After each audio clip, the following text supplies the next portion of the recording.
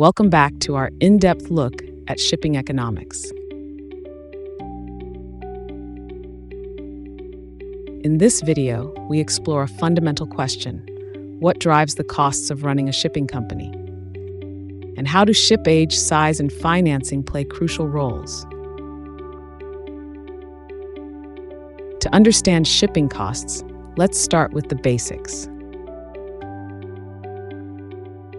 Three key factors determine the cost of running a shipping company: the ship itself, external economic factors, and operational efficiency. The ship's fuel consumption, crew size, and physical condition all impact its day-to-day costs.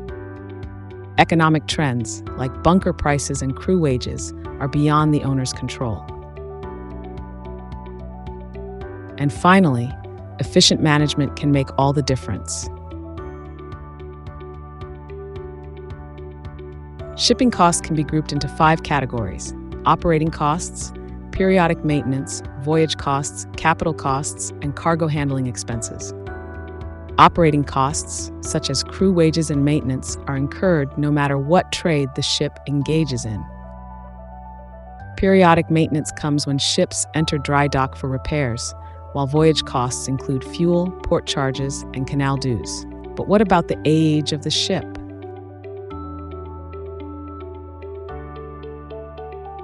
Old ships tend to have lower capital costs but higher running costs due to outdated technology and frequent maintenance needs. On the other hand, newer ships may be more fuel efficient and have lower operating costs, but their capital costs, like loan repayments, are much higher.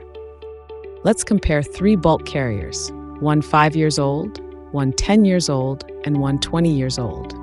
While the older ship's running costs are significantly higher, its capital costs are much lower, making it cheaper to operate in total. However, the modern ship's efficiency gives it a cost advantage in operating and voyage expenses. This is where the supply curve in shipping comes into play.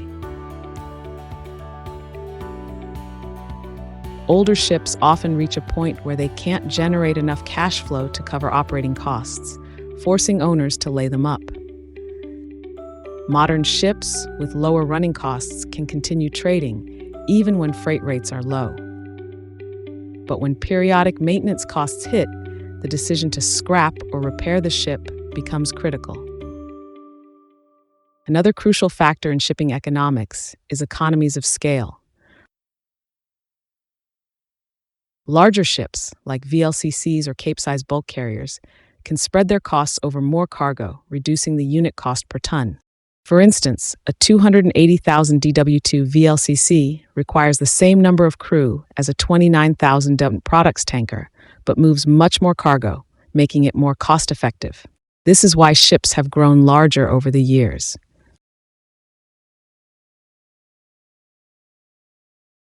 In the 1870s, a handy vessel was around 2,000 tons, but today it's closer to 50,000 tons. While larger ships enjoy lower unit costs, they lose flexibility. Smaller ships can enter more ports and reduce ballast time by securing backhaul cargoes. Over time, the combination of high operating costs and lower revenues forces older, smaller ships out of the market. Yet, when ship sizes stop increasing, as we saw in the tanker market in the 1980s and 1990s, older ships can hold onto their economic life longer. In the end, shipping economics is a constant balancing act between costs, age, and size. It's a market where both old and new ships can thrive or fail, depending on how owners manage cash flow, financing, and operational efficiency. And with every decision, from scrapping an old ship to building a bigger one, the market adjusts supply and demand, fine-tuned by the astuteness of the ship owners themselves.